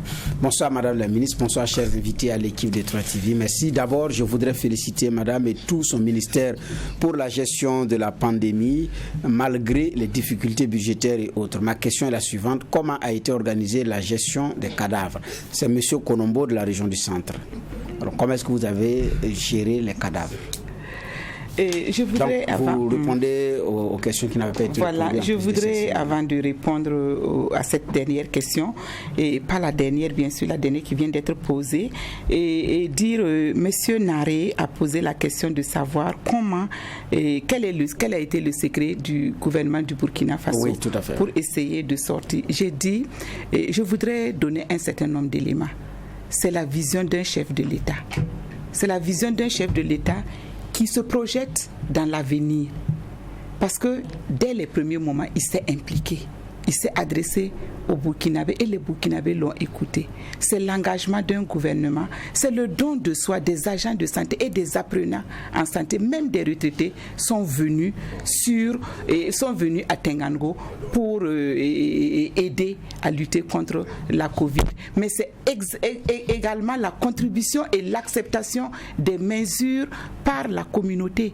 Et là, il ne faut pas qu'on l'oublie. Et c'est tout ça qui nous a amenés à arriver à cette étape de la lutte. D'accord. Je voudrais abonder dans son sens en disant également il faut une communication pour le changement du comportement. Par perspective. Voilà. Et là, le ministère de la Santé a une direction dédiée à ça. Et il y a la direction de la presse ministérielle, mais il y a une direction également qui est dans la communication et l'information pour le changement du comportement. Et mieux, le système de santé au Burkina Faso est basé sur les soins de santé primaires. Et ces soins de santé veulent que la promotion de la santé, la protection de la santé, la prévention et après, subsidiairement, les soins curatifs et la réadaptation puissent être dans un même panier de soins qui est délivré dans la communauté par des agents de santé à base communautaire. C'est pour ça que je dis c'est la vision d'un chef de l'État. Parce que dès 2016, nous avons recruté dans les villages du Burkina Faso au moins 2 agents de santé à base communautaire qui sont chargés de faire ça. Et lorsque ces agents de santé à base communautaire sont un peu dépassés, il y a les centres de santé et de promotion sociale qui jouent ce rôle-là. Et mieux, nous avons l'intention, n'eût été cette pandémie et la fronde sociale, nous avions l'intention de mettre en place des groupes de santé communautaire, des clubs de santé communautaire. Et ces clubs de santé communautaire-là, c'est des clubs à l'intérieur desquels on va vérifier est-ce que la famille fait vacciner ses enfants, est-ce que la famille scolarise ses enfants, est-ce que l'assainissement est assuré. Parce que comme il l'a dit, la santé, ce n'est pas seulement l'absence de maladie, il faut tout mettre en œuvre pour que la maladie ne vienne pas. C'était pour aller dans son sens. D'accord. Et dire que nous travaillons à cela et nous demandons toujours l'engagement de nos OSC qui savent très bien le faire. C'est vrai, nous n'avons pas assez d'argent pour les accompagner sur le terrain. Et le monsieur Naré qui vient de parler, si vous avez écouté, il a fait des sensibilisations en communauté. Et c'est en communauté, les gens sont en train de boire la bière et ils disent qu'ils n'ont pas 200 francs pour acheter un cache. Donc voilà le problème. Il faut dire que la gestion des cadavres, c'est encore le lieu pour moi de présenter mes condoléances à toutes les familles qui ont été affectées par la Covid-19 dans leur famille, dans leur entourage, au sein de leurs amis. Il faut dire que nous avons suivi des directives. Au départ, il y avait des directives. Nous n'avons pas géré les cadavres au pif. Il y a les directives de l'OMS que nous avons suivies. Et au départ, c'était une gestion des cadavres comme Ebola. On ne connaissait pas la maladie, personne ne connaissait la maladie. Et cette gestion des cadavres que nous avons eu à opérer avec la Croix-Rouge, qui nous a accompagnés, cette gestion s'est un peu allégée au fur et à mesure et nous avons édité. Elle était comment cette gestion? Elle était très très dure parce que c'était comme Ebola. Et comme Ebola, tout liquide est contagieux. Donc, il fallait vraiment gérer de manière à mettre le cadavre dans des sacs. Et, vraiment à éviter même le contact avec une personne saine, à éviter le contact avec la famille. Et après, au fur et à mesure des connaissances de la maladie, et jusqu'à présent, la maladie n'a pas délivré toutes ses facettes. Et donc, au fur et à mesure qu'on connaissait la maladie, les directives ont été allégées et nous avons élaboré un document de prise en charge au niveau de prévention et de contrôle de l'infection, y compris la gestion des cadavres. Mais aujourd'hui, comment est-ce que ça se fait? Et on continue à gérer, mais comme on ne laisse pas le cadavre entre les mains des gens pour manipuler, comme je vous ai dit, la maladie n'a pas fini de délivrer ses facettes, mais c'est moins drastique qu'au départ. Donc, on dit d'éviter les attroupements également, tout ça pour le respect des mesures barrières. Il ne faut pas laver le cadavre comme on avait l'habitude de le faire. Il y a des mesures qu'on doit prendre pour pouvoir le faire. Mais au début, on ne pouvait même pas approcher le cadavre. C'était des gens, et même les gens ne voulaient pas, les pompes funèbres qui étaient dédiées, dont les activités étaient dédiées à ça, ne voulaient pas. Les pompes funèbres ne voulaient pas. Oui, c'est l'armée qui est venue nous accompagner au départ. Et Et ensuite, la Croix-Rouge est venue avec des volontaires de la Croix-Rouge et au fur et à mesure. Et aujourd'hui, les gens ont mieux compris la maladie et ils acceptent de nous accompagner. Donc, je voudrais encore une fois présenter nos condoléances aux familles qui ont été doublement affectées par cette pandémie. Alors, nous profitons de vous poser une question récurrente. À quand l'ouverture des frontières? C'est vrai que vous n'êtes pas ministre des Affaires étrangères, mais vous êtes membre du gouvernement. Et ça vous concerne. Il y a un comité national pour la gestion de la pandémie Covid qui a, je vous ai dit que la riposte est passée par plusieurs étapes.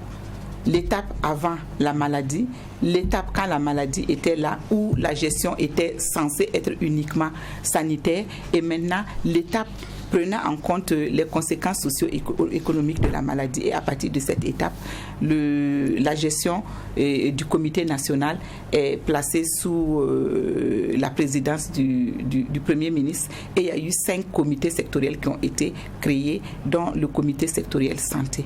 Et donc, les comités vont travailler, notamment le comité chargé de la recherche. On va travailler à faire en sorte que le gouvernement soit orienté pour ouvrir. Mais est-ce que à quoi ça sert que nous ouvrons nos frontières si les autres frontières ne sont pas ouvertes? Donc ça, c'est la question aussi. Notre dernier auditeur de ce soir, M. Sanou, qui nous appelle de Bobo Dioulasso. Bonsoir.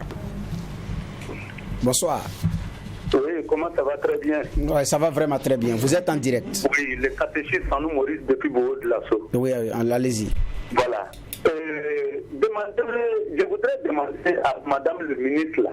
Oui. Si réellement le Covid existe là, pourquoi elle ne porte pas de cache-nez tout de suite là? Elle n'a pas de cache-nez. Et personne sur le plateau n'a le cache-nez. D'accord. Je voudrais tout simplement la faire comprendre que le Covid là, c'est... Alors.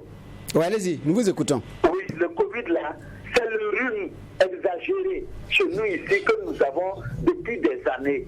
Depuis plus de 100 ans, le rhume là existe chez nous. Au lieu de donner le vrai nom, le nom que les Chinois ont inventé pour dire Covid là, c'est tout mon prénom. C'est pourquoi nos tradis praticiens, on ne les considère pas. On pense qu'il faut forcément des produits venant de l'Europe pour nous soigner. C'est archi faux. Voilà. Depuis le début, moi je dis à Bobo ici, à la radio, j'ai bien le bien dit, je dis, c'est le rhume et c'est la toux. La preuve est que de nos jours, on dit que non, c'est revenu, voilà, mais oui, elle n'a pas touché dans son mouchoir, voilà. Mais c'est archi faux. Il faut nous dire que, voilà, réellement, c'est le rhume que nous avons depuis longtemps. C'est ce rhume-là, ça a une période, ça vient à une période. Bientôt, c'est décembre, puis il y aura l'harmattan et ça va revenir. Non, il ne faut pas tromper les gens. Voilà. D'accord. Merci. Okay. Merci. Monsieur Sanou, moi je vais répondre à votre question par rapport au fait que madame ne porte pas son cache-nez. Je rappelle d'abord qu'elle a son cache-nez devant elle, comme tous les autres invités qui les ont dans leur poche. L'organisation de l'émission, vous avez su, pour ceux qui suivent régulièrement Free TV, nos invités ne portent pas de cache-nez parce que nous avons pris un certain nombre de mesures par rapport à ce respect-là. Comme vous voyez à l'écran, c'est difficile de faire la distance qu'il y a entre Sandrine et moi, c'est plus de 2 mètres. Entre M. Sommet et moi également, c'est plus de 2 mètres. Peut-être 2 mètres ou 1 mètre 8 entre M. Sanou et moi. Et la même chose pour Madame le ministre. Donc, il y a ces conditions qui ont été érigées pour permettre qu'on puisse tenir l'émission dans de très bonnes conditions. C'est pourquoi elle ne porte pas le cache-nez. Son cache-nez est devant elle. M. Sanou est dans la poche. Et même moi, mon cache-nez également, je l'ai. Donc voilà, c'est pour vous rassurer que ce n'est pas de sa faute, c'est de l'organisation au niveau de la maison. Et voilà, c'était cette précision également qu'on n'a pas donnée au début de l'émission. Elle-même, elle a plusieurs fois répété, je crois 2 fois, que je suis venu avec mon cache-nez, vous m'avez dit de ne pas porter. Donc elle a même répété au cours de cette émission. Voilà, nous allons dire merci à M. Sanou qui nous a appelé de Bobo Dioulasso, vous dire que c'est un rhume exagéré. Justement, c'est parce que c'est exagéré qu'il faut faire effectivement très attention. Parce que quand c'est exagéré, ça veut dire que c'est en dehors des normes. Je ne suis pas professionnel de la santé, mais dès qu'on met le mot exagéré là-dedans, ça veut dire que quand même ça demande un traitement spécifique. Exagéré à quel niveau, de quel type d'exagération? Je pense que c'est là qu'il faut également faire très attention. Il nous reste pratiquement 3 minutes, parce que c'est la fin de cette émission, 2 minutes pour être plus précis. Alors, je vais retourner vers vous. J'ai dit c'est la période de l'harmattan par rapport aux perspectives. C'est vrai que les gestes barrières sont connus. Maintenant, il y a cette période également de l'harmattan. Est-ce qu'il y a un autre plan aussi qui concerne cela? C'est vrai qu'on a parlé par rapport à insister sur le plan communautaire, le travail à faire individuellement. Lui, il a dit que ça commence déjà à la maison. Alors, par rapport à l'harmattan aussi qui s'annonce, c'est un temps de rhume intense. Est-ce qu'il y a un plan spécifiquement pour cela, en plus de la période de la campagne? Merci beaucoup. Je voudrais saisir l'occasion pour remercier rapidement tous ceux qui ont suivi l'émission, qui ont pu intervenir, qui n'ont pas pu intervenir.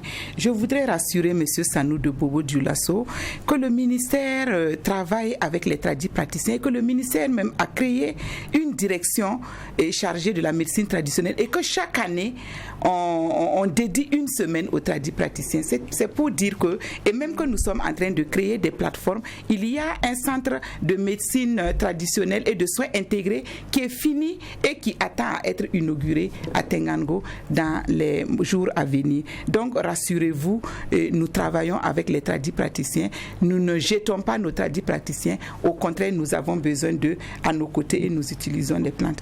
Par cette période d'harmattan qui arrive, j'avoue que le Burkina Faso s'inscrit dans la même lignée de crainte que les rebonds en Europe du fait de l'arrivée de l'hiver. Et donc, nous allons encore insister sur le respect des mesures barrières. Nous avons des personnes vulnérables à protéger. Faisons en sorte de protéger ces personnes vulnérables, même si nous ne sommes pas, on ne se sent pas concernés. C'est encore appeler les gens à respecter les mesures barrières.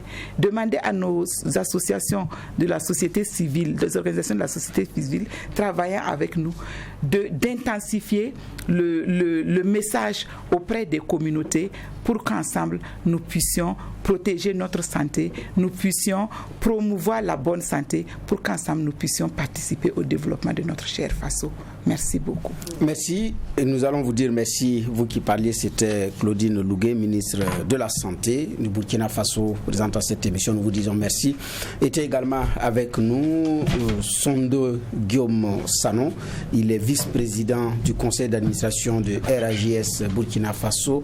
Également avec nous monsieur Paul-André Sommet. Il est consultant et directeur de Nanerbor Consultant. Encore une fois, merci. Il y avait également avec nous Sandrine Nama, activiste de la société civile. Nous vous disons à tous merci d'être venus. Madame a commencé déjà à porter son masque. Merci d'être venus. Merci de nous avoir suivis.